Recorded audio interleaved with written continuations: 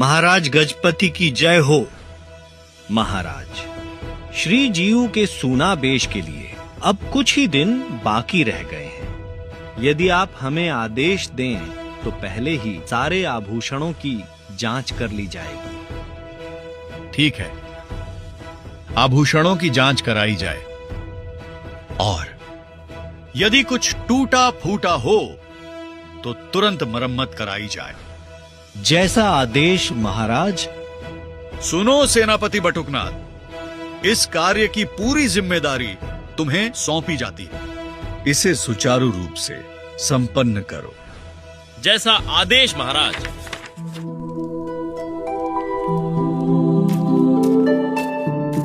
बताइए बड़पंडा जी, जांच पूरी हुई? क्या सब आभूषण ठीक अवस्था में हैं?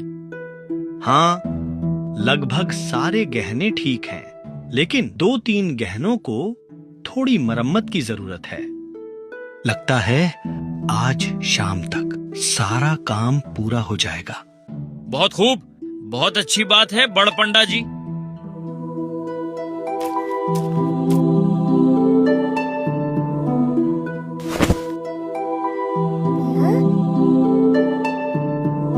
सेनापति महोदय।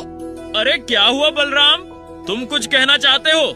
मैं सोच रहा था कि श्री क्षेत्र आने वाले भक्तजन श्री जीव के गहनों को देख श्रद्धा से सिर झुकाते हैं।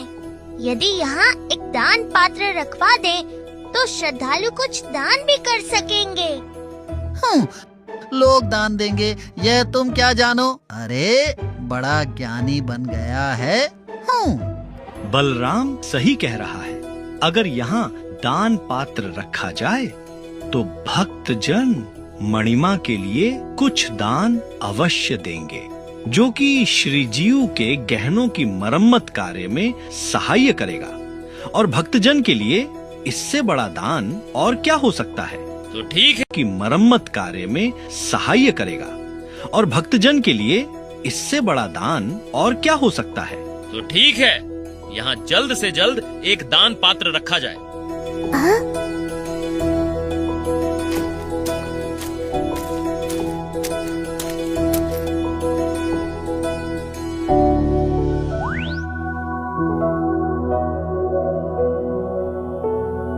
जानते हो जगन, तुम्हारे सूनाबेश के लिए आज गहनों की मरम्मत हो रही है। अच्छा जगन, जरा मुझे बताओ, तुम्हारा सूनाबेश किस लिए होता है? सुनो बलराम, सूनाबेश मेरे लिए नहीं होता, बल्कि मेरे भक्तों के लिए होता है। भक्त जब मुझे इस रूप में देखते हैं तो उनके सभी पाप नष्ट हो जाते हैं। सच में जगन, तुम अपने सूनाबेश में बहुत सुंदर लगते हो। अच्छा बलराम, मैं आज लक्ष्मी के साथ कुछ देर मेरे एक भक्त के घर जाने वाला हूँ, तो मैं अब चलता हूँ। ठीक है।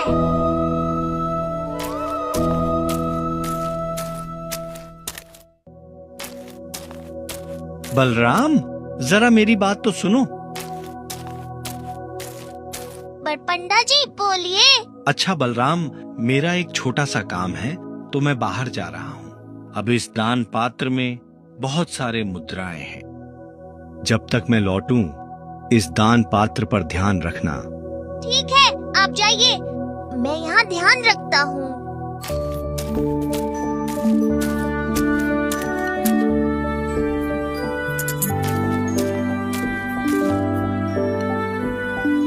सुनिए, तुम्हारे पास कितनी मुद्राएं हैं? 2 मैं प्रभु के दान बक्से में डाल दूं। अरे पर मेरे पास तो सिर्फ 2 आना है, और ये मुद्रा तो मैंने चावल खरीदने के लिए रखे हैं। अगर तुम्हें दे दूं तो हम दोनों कल क्या खाएंगे हैं? क्या खाएंगे क्या नहीं खाएंगे वह बाद में सोचते हैं। एक दिन नहीं खाओगे तो क्या हो जाएगा? और जो करोड़ों ब्रह्मांडों को पाल रहा है वही हमारे पेट को खाली कैसे रखेगा, बोलो?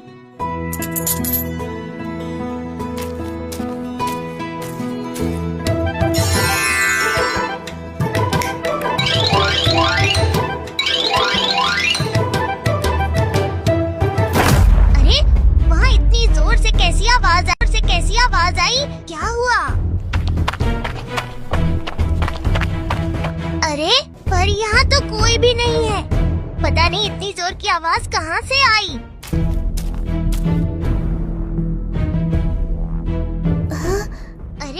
ये दान बक्सा किसने तोड़ दिया और सारे मुद्राएं भी ले गया? ऐसा किसने किया? यहाँ तो कोई भी नहीं है। अब बड़पंडा जी को मैं क्या उत्तर दूंगा? मेरे हाथों से इतना सा काम भी नहीं हो पाया।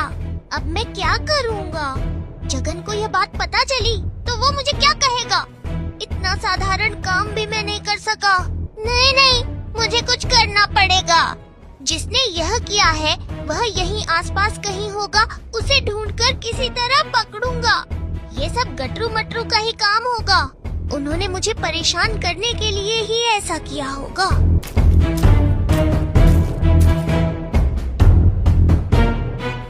भाई गटरू, आज का दिन बेकार गया। एक टूटी कौड़ी भी अपने हाथ नहीं लगी। हाँ रे भाई मटरू, आज सुबह किसका मुंह देखा था कौन जाने। नहीं, उनकी बातों से लगता है उन्होंने वह दान बक्सा नहीं तोड़ा। जगन के लिए उसके भक्त भूखे रहकर कितनी भक्ति से दान दे रहे थे, लेकिन मेरी एक गलती से उनकी इच्छा मिट्टी में मिल गई। मुझसे बड़ी भूल हो गई। अब मैं क्या करूँगा? बड़पंडा जी को कैसे मुंह दिखाऊंगा? जगन को पता चलेगा तो। बलराम, तुम कहाँ चले गए थे? मुझे क्षमा कर दीजिए। मुझे पता नहीं किसने दान बक्सा तोड़कर सारी मुद्राएं ले लीं। अरे, उस बक्से से मुद्राएं और कौन लेगा? मैंने खुद ही सब इकट्ठा करके इसमें भर दी। लेकिन दान बक्सा किसने तोड़ा? दान बक्सा कोई क्यों तोड़ेगा? दान बक्सा तो बिल्कुल ठीक है। बलराम, ये तुम क्या कह रहे हो? मुझे कुछ समझ नहीं आ रहा। ठीक है, चलो अब मैं चलता हूँ और तुम भी अपने घर लौट जाओ।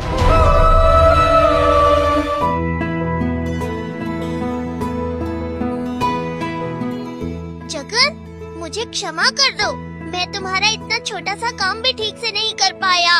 अगर तुम ऐसा चमत्कार न करते तो बड़पंडा जी के सामने मैं लज्जित हो जाता। भूल जा उस बात को। तू क्यों बार बार वही सोच रहा है? तेरे बड़ेपन के कारण तू मुझे क्षमा कर रहा है, लेकिन मैं खुद को क्षमा नहीं कर पा रहा। अरे बलराम, जो होना था वह हो चुका, उसे भूल जा।